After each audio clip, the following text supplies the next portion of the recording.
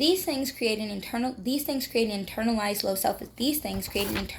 self-esteem within the Black community.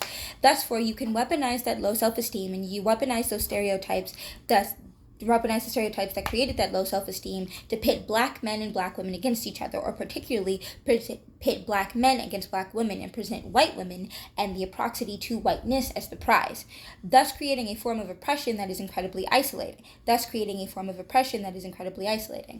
I say all that to say, and I say that to bring me to my next point, that many people will say that misogynoir, as the root word is misogyny, is the same as regular Eurocentric misogyny, and that it affects all women. Thus far, they create the same amount of harm. But that's simply not the case.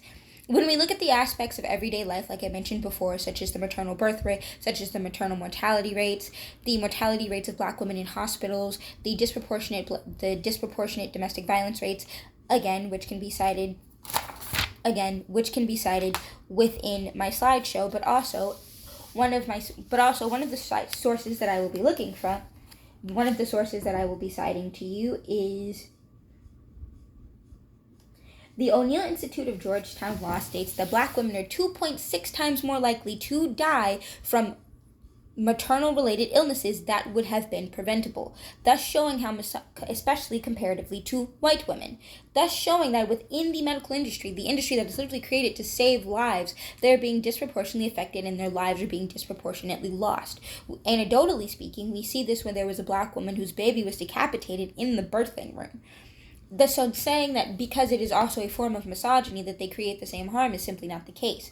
Misogynoir creates an inherent devaluing of Black women, thus for making it socially isolating. Versus Eurocentric misogyny places a value, though a limited value, and a value that puts you in this box of a homemaker and a baby maker and a mother on white women. But it devalues Black women in the process, especially when we look at the stereotypes and the misinformation that's given to us about Black women being angry, or a Black woman being the largest group on government assistance, which is actually not true. Black women are the third group to be on government assistance, but the first group is actually lower income white women and lower income Hispanic women. I say all that to say that the next time you run into a Black woman and you interact with her, that maybe you should think about how well you did or did not treat her. Thank you for coming to my TED Talk, and thank you for listening to me. Have a lovely rest of your day or night wherever you are.